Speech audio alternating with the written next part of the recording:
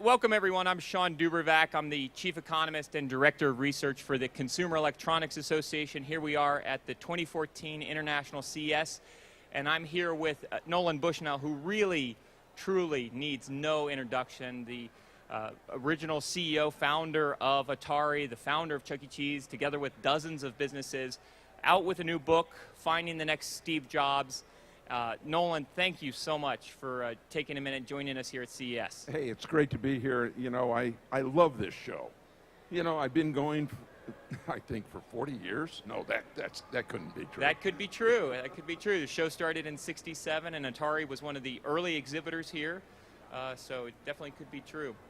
And so, you know, the thing that's great about this show is you see all the people who are technically engaged in the world.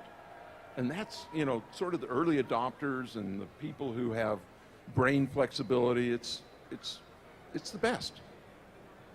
It is full of innovation, and certainly your book and your guide here is to drive a lot of that innovation and ultimately, I guess, to unleash that innovation. Not just that, it turns out that most of the jobs 20 years from now haven't been invented yet. And so the question is, what do you teach kids today? What do you really try to accomplish? And the most important thing, I think, is enthusiasm. And that's one of the things that Steve Jobs had in spades. And, you know, when he worked for me, he was one of the few employees that I'd find curled up under his desk when I'd come to work in the morning.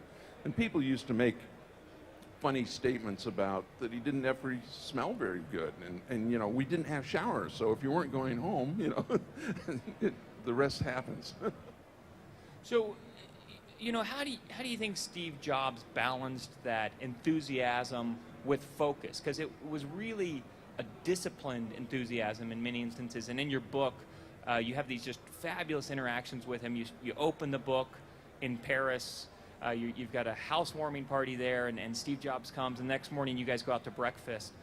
And it just seems like such a focused enthusiasm. What do you think drove Absolutely. that? Well, Steve had this ability to really focus on simplicity. His whole life was about how do you make this technology accessible. I mean, classically, the poet interprets the gods for the masses. And I think in a lot of ways, Steve thought himself as the poet interpreting technology for the masses. And I think that was kind of a constant driving force that he had. And, you know, the other thing that was really fun for me is Steve started work for me when he was 19. And to see him morph from a brash, young, enthusiastic kid to what I consider to be a really great executive. So in your book, you provide 51 Pongs. A lot of books like to give you 10 or 12 rules. You choose Pongs. What's the difference there? Why Pongs and not rules? I actually think rules are excessively stifling. And so I invented this concept of Pong, and I used it because of the early video game, you know. But it's really an advisement that you can violate with impunity because it's more of a direction rather than a hard and fast rule, because not all rules fit all situations. And I believe that in terms of being truly creative, you have to be a little bit of an anarchist. Because you have to think about breaking rules, because the rules are about the past. They're not about the future. And so that anarchy, practical jokes, being a prankster, all these things tend to unlock the mind and make you more plastic in your outlook. So do you think that's why small companies tend to be so innovative and disruptive? They haven't had the time to create rules? Absolutely. I mean, as companies go along, and I actually saw it in Atari, where, you know, we started out with this egalitarian, remember it was in the middle of the hippie generation. We were, you know, 30 miles from San Francisco, and we used to have our own little hippie costume. that we would go put the hippie costumes on and go to San Francisco, Haight-Ashbury, and pretend to be hippies for the weekend. Now, totally posers, but at the same time, part of that idea of changing the world and being willing to create this meritocracy. And that was kind of the driving force of Apple and Atari was, we don't care how you do your job. We don't care when you come to work. We don't care what you wear. This was revolutionary stuff. If you were an engineer in the 60s, you wore a coat and tie because you were a professional. You know, tell me how many engineers today wear a coat and tie to work. I don't think there's any of them. And so we started this dress down if you wanted to, no big deal. And it went to Apple, and then all of a sudden all the other companies in Silicon Valley looked around and said, gee, you know, Atari and Apple have a significant part of the economy here. Maybe we need to change too. And so all of a sudden, everybody could be a slob. It was okay. So what do you see companies doing now that either drive that enthusiasm, that innovation, or hinder it? What are companies in 2014 doing that help or hurt that innovation, that enthusiasm? The big driver to creativity is saying yes. And companies that are very horizontal, that is, from the person with the idea to the person, the fewer people in between that can say no. Because management is kind of trained to say no. You know, and so the less of it you have, the better off you are. And people need to find ways to say yes. And a very easy way to do that is to create skunkworks. And you say, okay, I'm going to put these people, think of it as entrepreneurship. We're going to put these group of people who believe in this idea off in a different building, in a different county, what have you, and treat them like a startup. Treat everybody like an adult. You know, the minute a company has the programs that everything has to go through the purchasing department and you have to fill out paper in triplicate to buy a pencil, it's over. You know, that company has no innovation left. So one of the things you talk about in the book is visiting creative communities. And it's one, I think it's your 17th Pong in your book. Talk to me a little bit about the importance of that. A tremendous amount of a person's lack of creativity is self-editing. And when you are around a group of people who are anarchists, who are creative, who are outliers, it tends to unstick your own self-editing.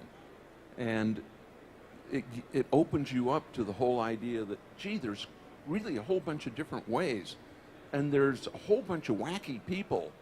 And they're having more fun than the people who aren't wacky. Maybe I should be wacky.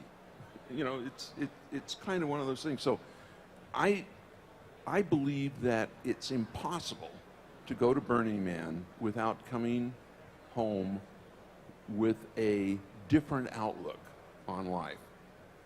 And you don't have to take drugs to go there.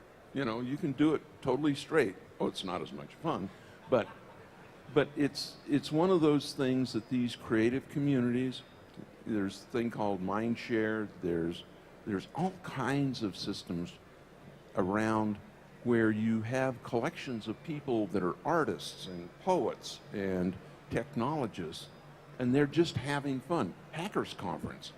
What a great group of really interesting people, technically brilliant, doing weird stuff.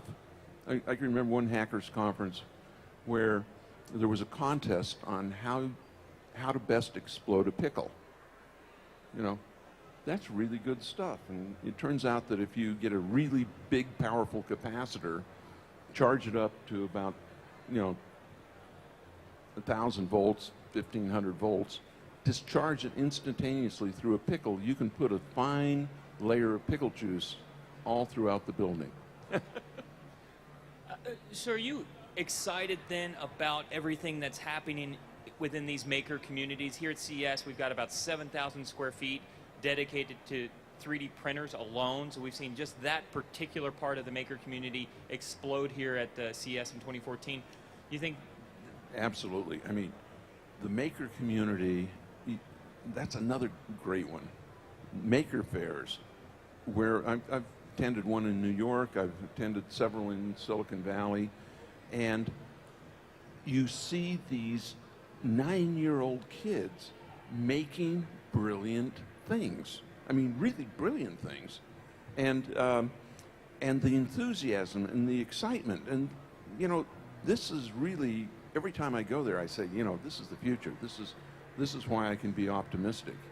But more than that, there's an interesting thing happening with Kickstarter and AngelList. There are fewer blocks to getting a company funded with a wacky idea. And sometimes it just takes a little tiny bit of grease to get that wheel moving very, very quickly. So I think we're actually entering the golden age of innovation and creativity. I think it's going to accelerate at speeds previously thought unheard of. So before reading the book, I really never fully grasped and fully appreciated everything that Atari did and everything you did personally for Steve Jobs. Early on, components for Apple were coming through essentially purchase orders that Atari was able to originate, so they were able to get parts at cost in some of these early start components. What are some of the things that you feel like Steve Jobs really learned from you, and some of the opportunities that he gained because of the enthusiasm and the range that you let him have? And what are some of the things you really feel like you learned from him over the years? Well, I like to joke and say that one of the reasons that Silicon Valley is so successful at sponsoring new startups is that we all have worked next to somebody who we thought was an idiot. And therefore we say, well, if I start my own company, I can't possibly screw it up as bad as that guy. I hope that wasn't the role that I played for Steve. But maybe. You know, I think that the personalization and the demystification of a startup is really an important part, because if you think you can succeed, you try. If you don't try, you'll definitely fail. And so I think I was able to demystify the whole idea of a startup to Steve to a certain extent. One of the things that I learned from Steve was he really, really focused on the user experience. And I kind of did, but not with the passion that he did. And I think he biased me much more towards making things simpler and simpler and simpler and simpler. One of the problems with being an engineer sometimes is that you get fascinated by hard problems that are fascinating to you, even though they are not as good a business proposition as they could be. I mean, I was fascinated with robots way too soon. The technology was just not ready. Lost a lot of money on it because basically I was fascinated with the technical challenge as opposed to wowed by the market opportunity. Big mistake. Oh, I also turned down a third of Apple Computer for $50,000. That was a mistake. But at the same time, you know, it was a fun time. It's still a fun time. And I believe that a lot of entrepreneurs feel like it is they're afraid that somebody's going to steal their idea, when in fact, most of us like to help other entrepreneurs. You know, we want everybody to be successful. When you kind of close the book in talking about Steve Jobs, he comes to you and he's investigating some of the technology that Pixar has at the time. He's exploring it. He's become fascinated with the possibilities. He's kind of in his period in between his Apple stints. and he comes to you to just get your opinions on it, and essentially you tell him to act. And then you tell the story about being at the premiere for toys, and he comes up to you and says, "I acted." What are things that we should be doing today to act? We're going to leave CES with all of this newfound knowledge. We're going to see new technologies. We're going to see new innovation. How do we go back to our respective employment situations, and how do we kind of take that message with us? There are 20 products at this show right now that have either got zero sales or sales of less than $1 million, that within the next 5 years will become $1 billion market segment. And what's really fun is seeing if you can figure out which one those are and climb on the bandwagon, be a part of it, be a champion, be a distributor, be a collaborator, be an investor. And the best way to launch a career is to climb on a boat with a rising tide. And there's so many wonderful things that are happening, like the whole area of fitness tech. I've been wearing this fuel band for a while, and I love it. It's sort of changed my exercise and everything, and yet it's flawed. There's a lot of things that I would like it to do better. And so the question is, what are the things that it can do better that could all of a sudden, and this is probably a $100 million business right now, I'd say fit tech, and I think that's only going to get bigger. And yet all the products are quite flawed in one way or another. Like you say, the maker bots, the 3D printing, absolutely, it's wonderful. I can remember Diamond Age, Neil Stephenson's, where he's talking about the feed and how, basically everything you have is going to be made out of nanotech and what have you. I mean, this is all happening before our eyes. It's, science fiction and current reality are merging at blinding speeds.